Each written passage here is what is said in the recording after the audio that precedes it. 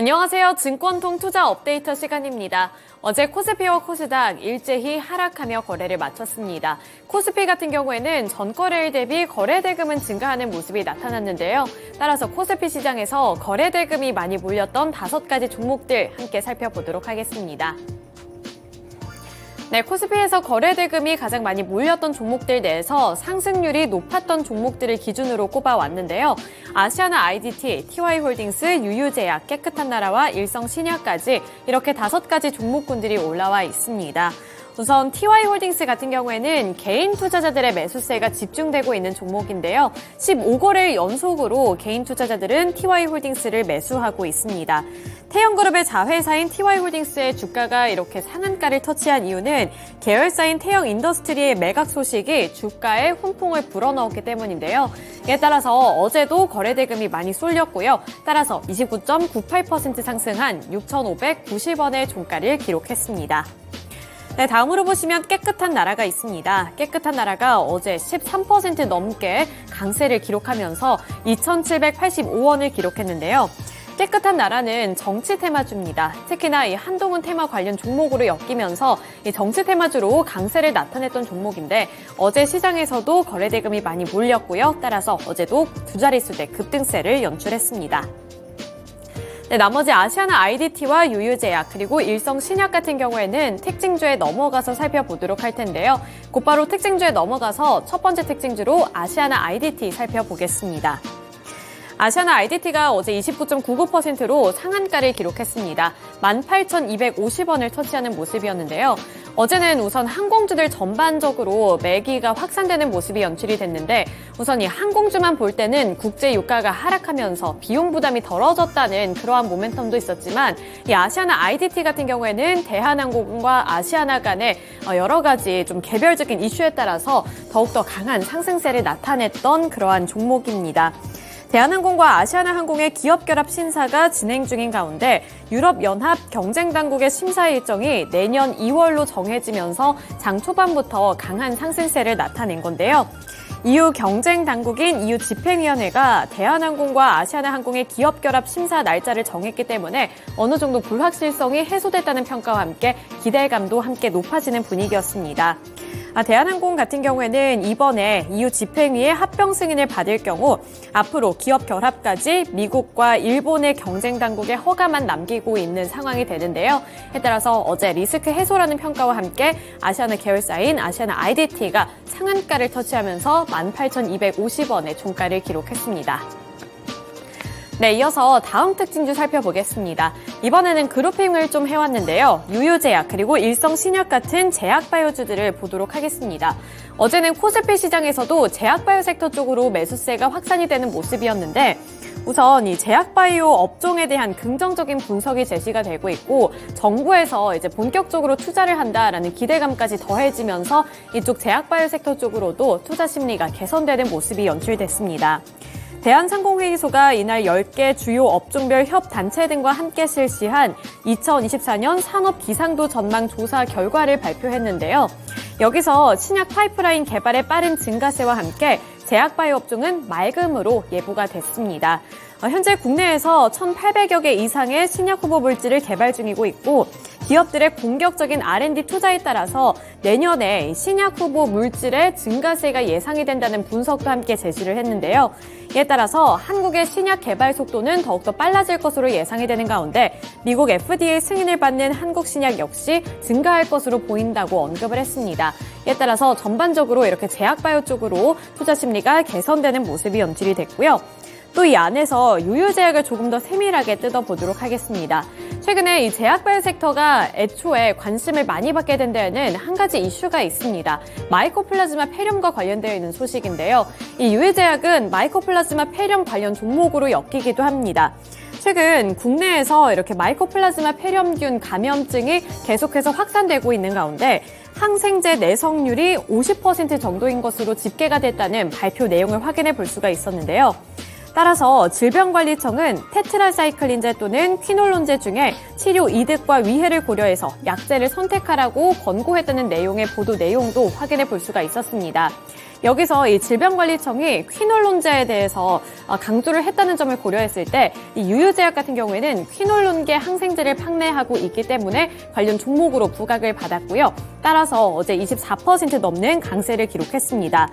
마지막으로 유유제약 같은 경우에는 개별적인 호재도 있었는데 바로팜과 협력을 해서 이커머스 사업을 시작한다는 소식까지 전해오면서 이 사업 기대감은 한층 더 높아지는 분위기였습니다. 네, 이렇게 코스피 시장에서 수급 특징 그리고 특징 종목들 알아봤고요. 이어서 코스닥으로 넘어가 보도록 하겠습니다. 코스닥에서는 어제 사실 전거래일 대비 거래대금 자체는 1조 원 조금 넘게 감소했습니다. 하지만 그 안에서도 거래대금, 자금이 많이 쏠렸던 종목들은 어떤 것일지 함께 살펴보도록 할 텐데요. Y바이오로직스가 어제 29.95%로 상한가를 터치했고요. 파맵신과 나이백도 역시나 상한가를 기록하며 거래를 마쳤습니다. 아래로 보시면 카페24와 헬릭스믹스 이렇게 5가지 종목들이 올라와 있다는 점 보실 수가 있는데요. 우선 Y바이오로직스는 상장한 지 그렇게 오래되지 않은 종목입니다. 그런데 어제는 이렇게 상한가를 터치해내면서 18,180원의 종가를 기록했는데요. 지난 5일에 코스닥 시장에 상장한 이후에 3거래일 연속으로 이렇게 상승하는 모습을 나타내고 있다는 점 체크해 보시면 좋을 것 같고요. 또 카페24가 어제 19.19% 상승한 26,400원을 기록했습니다. 카페24 같은 경우에는 구글이 260억 원 규모의 투자를 했다는 소식에 연속으로 급등하는 모습을 나타낸 종목인데요. 지난 6일 구글로부터 유튜브 쇼핑 파트너십 확장을 위한 259억 원 규모의 투자를 유치했다고 밝히면서 상한가를 터치했는데 그 이후에 연일로 이렇게 다시 한번 두 자릿수대 급등세를 나타냈습니다. 네, 이어서 코스닥 시장에서도 특징 종목들 함께 알아보도록 할 텐데요. 첫 번째 특징 종목으로는 국가 신약개발 사업에 선정됐다는 소식에 올랐던 관련 종목들을 살펴보도록 하겠습니다. 네, 우선 파맵신 그리고 헬릭스믹스를 살펴볼 텐데요. 파맵신이 어제 상한가를 기록하면서 1,588원을 기록했습니다. 파맵신 같은 경우에는 신약 후보 물질이 국책과제로 선정됐다는 소식에 이렇게 강세를 기록했는데요. 황반변성 혁신 신약인 PMC403이 올해 3차 국가신약개발사업단 신약 임상 1상 단계의 지원 과제로 선정됐다는 소식에 이렇게 주가도 강세를 기록했습니다. 또 헬릭스믹스 같은 경우에는 유전자 치료제가 국가신약개발사업에 선정이 됐다라는 소식에 급등세를 연출해 줬는데요. 헬릭스믹스가 개발한 유전자 치료제 NM301이 국가신약개발단지의 2023년도 제3차 국가신약개발사업 과제로 선정됐다는 소식에 역시나 마찬가지로 이렇게 18% 넘는 급등세를 연출해 줬습니다. 네, 이어서 마지막 특징주 살펴보겠습니다. 마지막 특징주도 제약바이오 섹터에 있는 종목이고요. 나이백 보도록 할 텐데요. 나이백도 어제 29.76%로 상한가를 터치하면서 21,450원을 기록했습니다. 이 나이백 같은 경우에는 펩타이드와 관련되어 있는 소식을 안고 오면서 이렇게 급등세를 나타냈는데요. 펩타이드 융합 바이오 전문 기업입니다. 그런데 이번에 정부가 주도를 하는 알키미스트 프로젝트 진행 과정에서 노화 역전 펩타이드 개발에 성공했다고 7일 밝히면서 이렇게 매수세가 큰 폭으로 들어온 건데요. 관련 기술은 진입장벽 구축을 위해 특허 출원까지 완료한 상태입니다. 이에 따라서 기대감은 더욱더 높아지고 있고 특히 이번에 출원한 특허는 노화세포에서 감소된 바이오마커의 발현을 증가시키는 효과가 있는 노화 역전 및 노화 억제 기능의 펩타이드에 관한 기술입니다. 따라서 투자자들의 관심도가 높아짐과 동시에 거래대금도 큰 폭으로 쏠렸다는 점도 확인해 볼 수가 있겠습니다. 이에 따라서 어제 시장에서 나이백의 주가도 이렇게 29.76%로 상한가를 기록하며 21,450원에 거래를 마쳤습니다. 네, 이렇게 코스피와 코스닥에서 수급 특징 함께 분석해 드렸고요. 특징 종목들까지 함께 알아봤습니다. 이어서 금요일 시장 어떠한 특징주를 눈여겨보면 좋을지 전화 연결 통해서 들어보도록 하겠습니다. 네, 안녕하세요. 네, 안녕하세요. 네, 전일장 수급 특징 함께 분석해 봤습니다. 특징 종목들까지 함께 알아봤는데요. 과장님께서 보고 계신 특징 종목은 어떤 게 있을까요? 네, 일단 HK노엔이 조금 좀 관심 종목으로 좀 보고 있는 상황이고, 물론 최근에도 기관 수급도 좀 긍정적으로 보이고 있는 상황이고, 최근에는 바이오 업종도 어느 정도 바닥에서 자꾸 올라오는 모습을 하나둘씩 보여주고 있는 것 같습니다. HK노인 같은 경우는 이번 3분기 실적에도 이미 2년 전에 기술 이전했던 러신제약과에 대한 로열티가 이제 3분기 때부터 매출로 좀 인식이 되는 부분이 있습니다.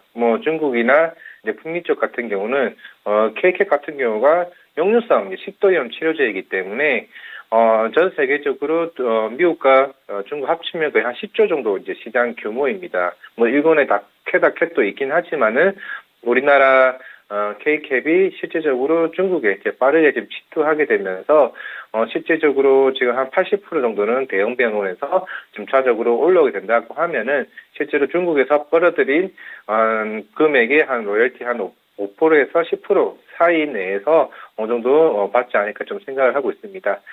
지금 K캡은 내년 한 북미 쪽 상반기에 인사 3상에 대한 일단 인허가 신청을 좀 하지 않을까라고 생각을 하고 있기 때문에 결국에는 2025년부터는 본격적으로 북미 시장과 중국 시장을 동시에 진출하는 역할을 좀 하지 않을까 생각을 하고 있습니다. 이미 경쟁사인 일본의 다케다케 같은 경우는 아직까지는 부작용 좀 이슈가 있어가지고 북미 시장 진출을 하는 데 있어서 조금 이제 걸림돌을 대고 있는 상황이고 결국에는 지금 여러 해외 국가 거의 32개국 이상 수출이 있는 상황이기 때문에 전반적으로 KKB, HK 이노엔을 본격적으로 주가 상승에 큰 역할을 하지 않을까 생각을 하고 있고요. 이제 수혜제, 특히 계절적 요인도 우리가 감기가 걸리거나 이렇게 되면은 수혜제에 대한 수요가 좀 본격화되는 계절적으로 요인이 있기 때문에 4분기 때부터는 실적 개선 기대가 그리고 연말이기 때문에 이제 숙취 해소제 컨디션에 대한 수요도 충분히 있다라고 한다면은 제가 빠르다는 측면에서 HK 이노에 조금 접근해봐도 되지 않을까 좀 생각하고 있습니다. 네, 하이투자증권 이화진 과장 연결을 통해서 전일장 수급 특징주로는 HK 이노엔 들어봤습니다. 이번에는 시간의 거래에서 주목받은 종목들 함께 체크해 보시죠. 먼저 상승한 탑5 리스트 화면을 통해 만나보도록 하겠습니다. 네, 가장 상단에는 경남제약이 이름을 올리면서 10% 상한가를 꽉 채워냈고요. 메가이시스와 국제약품, 엑스페릭스, 유유제약 순으로 지금 이름을 올렸습니다. 보시는 것처럼 엑스페릭스를 제외한 나머지 모든 종목들 바이오 관련된 종목입니다. 그중에서도 마이코플라즈마 폐렴과 관련된 종목들이 어제 시간의 거래에서 주인공 역할을 톡톡히 해내는 것을 볼 수가 있었는데요. 특별한 이슈는 들고 오지 않았습니다. 하지만 다시 한번 시간의 거래에서 매수세를 꽉 채워냈다는 점 체크를 하시면 되겠습니다. 그런 만큼 특징주로 먼저 체크를 해보시죠. 네, 보시는 것처럼 경남제약 10% 상한가를 꽉 채워냈고 메가이시스와 국제약품 7%대 강세를 보여줬습니다. 이 마이코플라즈마 폐렴이 국내에서도 확산이 되고 있어서 우려감이 깊어지고 있는 건데요. 6일 질병관리청의 감염병 표본 감시에 따르면 해당 폐렴으로 입원한 환자 수가 10월 4주차에 126명에서 11월 4주차에 270명으로 빠르게 확산이 되고 있다고 합니다. 항생제를 써도 잘 듣지 않기 때문에 우려감이 더해지고 있는 건데요. 이러한 소식이 시간의 거래에서 다시 한번 부각을 받으면서 관련된 종목들 어제 시간의 거래에서도 높은 상승률을 보여줬습니다. 한편 유유제약 역시 지금 화면에는 보이지 않지만 4%대 강세로 어제 추가적인 상승을 보여줬었는데요. 유유제약은 어제 상한가를 터치하기도 했었던 종목이었습니다. 그런데 해당 종목 같은 경우에는 한동훈 정치 테마주로 엮여 있기 때문에 이러한 소식까지 함께 더해진다는 점 체크를 하시면 되겠습니다. 네, 역시나 엑스페릭스 한동훈 정치 테마 관련된 종목으로 이민청과 관련된 사실이 부각을 받으면서 5%대 강세를 시간의 거래에서 추가적으로 보여줬는데요. 전자 여권 인식 장치를 개발하고 있다라는 소식이 부각을 받으면서 최근에 주목을 받고 있는 종목입니다. 어제 시간의 거래에서도 특별한 이슈가 없었음에도 추가적인 매수세가 들어왔으니까요. 어제 시간의 거래에서 상승한 종목들은 순위 정도로만 체크를 하시면 되겠고 테마단으로 마이코플라즈마 폐렴이 최근에 계속해서 랠리를 펼치고 있다는 점 정도로만 체크를 하시면 되겠습니다. 이번에는 하락한 종목들 화면으로 만나보시죠. 네, 가장 상단에는 웅진과 라이트론 이름을 올렸습니다. 이 종목들 하한가로 거래를 마쳤고요. 그 밑으로는 KNS와 대상홀딩스, 인성정보 순으로 이름을 올렸습니다. 이 두 가지 종목 특별한 이슈를 들고 온 만큼 먼저 특징주로 체크를 해보시죠. 가장 상단에 위치하고 있는 웅진부터 체크를 해보도록 하겠습니다. 네, 웅진 같은 경우에는 어제 정규장에서도 1%대 약세를 보여주면서 1,567원의 종가를 형성했고요. 시간의 거래에서 9.96% 하한가를 기록하면서 1,411원의 종가를 형성했습니다. 웅진은 최근에 2차 전지 제조 공정용 장비 기업인 EQ스를 인수하겠다라는 소식을 전하면서 기대감을 갖고 왔는데요. 이 인수를 최종적으로는 중단하겠다라는 소식을 어제 전달해 왔습니다. 이 공시와 함께 어제 매도세가 강하게 들어왔고요. 결국에는 하한가로 거래를 마쳤습니다. 네, 라이트론도 두 번째 특징주로 함께 체크를 해보시죠. 네, 라이트론은 어제 정규장에서 2% 가까운 상승세를 보여주면서 2,825원의 종가를 형성했다면 시간의 거래에서는 9.91% 빠지면서 2,545원의 종가를 형성했습니다. 라이트론의 하한가의 배경에는 전환사채 매각이 또다시 불발이 되면서 2차 전지와 광산업에 차질이 생길 것이라는 우려감이 주가에 영향을 끼치고 있는 것인데요. 라이트론은 지난 9월에 창대 광산과 몰리브덴 광산 개발권을 100억 원에 인수하는 개발을 맺은 바 있습니다. 그런데 전환사채 매각이 계속해서 매각이 되면서 불발이 되면서 결국에는 이 자금을 마련할 수 있을 것인가 이런 부분들의 우려감이 더해지고 있는 건데요. 이 소식과 함께 어제 하한가로 거래를 마쳤습니다. 네, 나머지 종목들도 함께 체크를 해보시죠. KNS 어제 역시 하한가로 거래를 마쳤습니다. 9%대 약세를 보여주면서 KNS가 지금 시간의 거래에서 타입5 리스트에 3위에 이름을 올렸는데요. 이 종목 같은 경우에는 처음으로 따따상에 성공한 종목입니다. 하지만 어제 시간의 거래에서 9%대 약세를 보여줬는데요. 300% 넘게 신규 상장한 첫날에 올라준 이후에 어제 본장에서도 18%까지 오르면서 급등 마감을 보여줬습니다. 하지만 차익 실현 매물이 강하게 빠져나왔고요. 결국에 어제 시간의 거래에서는 9%대 약세로 거래를 마쳤습니다. 한편 대상홀딩스와 인성정보 같은 경우에는 단기 과열 종목으로 지정 예고된다라는 소식에 각각 5%대, 4%대 약세로 거래를 마쳤으니까요. 이 내용까지 체크를 하시면 되겠습니다. 네, 이렇게 시간의 거래에서 상승한 종목들, 하락한 종목들 체크해봤습니다. 다시 한번 하이투자증권 이화진 과장 연결해 보겠습니다. 네, 과장님 안녕하세요. 네, 안녕하세요. 네, 시간의 거래에서는 어떤 종목을 체크하면 좋을까요? 네, 어제 위메이트도 이제 위메이트 플레이와 같이 시간에 좀 상승하는 흐름이 나왔었는데, 어제 이제 코빗 거래소에 다시 한 번 더 재개되면서 이제 위미스 코인이 4,000원 이상 거래되는 흐름이 나왔었기 때문에 그만큼 위미스도 오늘 시장에서 좀 추가적인 상승이 나올 가능성이 높다 좀 생각을 하고 있습니다. 그만큼 사실 위메이트는 게임의 신작에 대한 흐름도 좀 중요하긴 하지만은 그 부분 위미스 코인 가치가 올라와줘야 어느 정도 시장에 대해서는 더 긍정적으로 바라볼 수밖에 없습니다.